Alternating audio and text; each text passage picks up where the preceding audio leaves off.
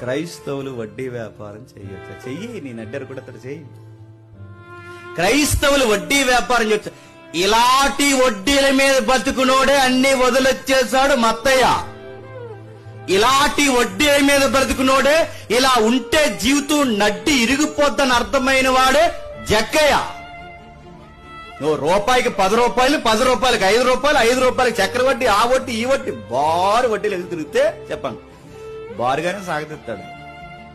నువ్వు నడుతున్నాను ఎలా దీవిస్తాడు? నీ వ్యాపారం ఎలాంటిది, నీ వ్యవహారం ఎలాంటిది, నీ డబ్బు సంపాదన ఎలాంటిది? ఆ నెత్తి మీద 10, ఈ నెత్తి మీద 10, అక్కడ ఒక 10, ఇక్కడ ఒక 10 అడ్డగోల సంపాదనలు ఎదుగుతున్నావా? జాగ్రత్త.